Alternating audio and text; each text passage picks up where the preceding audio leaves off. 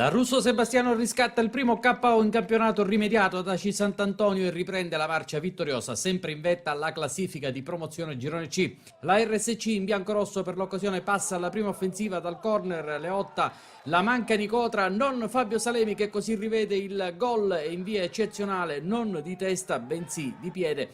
1-0 RSC al minuto 22.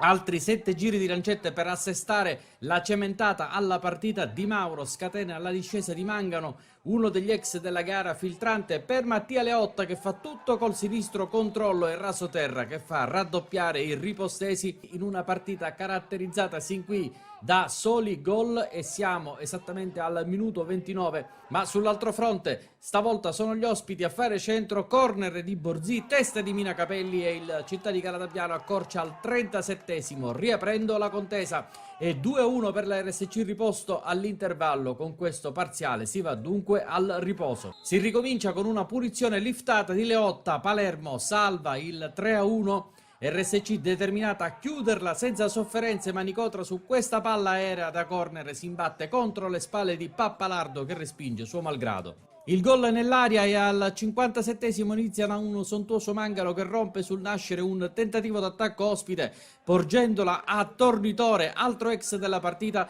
Palla in verticale per Leotta che parte perfettamente in linea con Calì e corre dritto verso il 3-1 poco prima del quarto d'ora, firmando la doppietta e il gol della sicurezza. Esaltazione massima dei tenori per una rete partita dalla zona più remota della RSC e Leotta che sigla la rete numero 10 in campionato. 11 sono in totale i centri con il gol realizzato anche in Coppa e primo nel girone C di promozione, terzo miglior marcatore dell'intera categoria alle spalle della coppia Serio Velardi del Geraci che ne hanno segnate 11 a testa. Sarà davvero un bel duello mercoledì. Il Calatabbiano prova a questo punto a rimettersi in corsa, uno dei nuovi arrivati insieme al rientrante Binanti e Silvio Lapiana, colpo di testa da calcio d'angolo e palla fuori.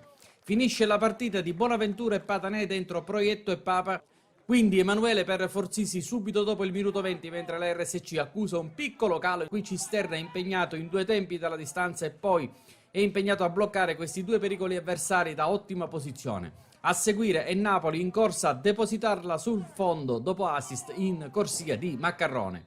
Finito il periodo di appannamento ripartono le occasioni, a cominciare da questa di Mangano che su assist di Leotta sfiora il poker a Palermo battuto. Salvataggio provvidenziale sulla linea, evita il 4-1 e poi Tornitore su sponda di Mangano esalta l'estremo avversario da distanza ravvicinata.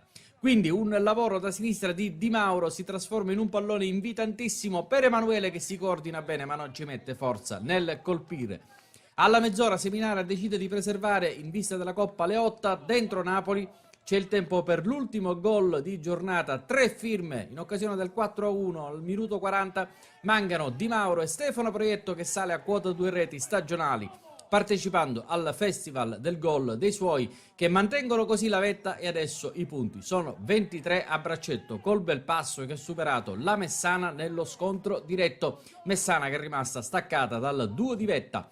Applausi nel finale per Tornitore che viene rilevato da cartellone, applausi dunque per tutta la RSC Riposto che adesso è chiamata a un finale di anno solare intenso e affascinante.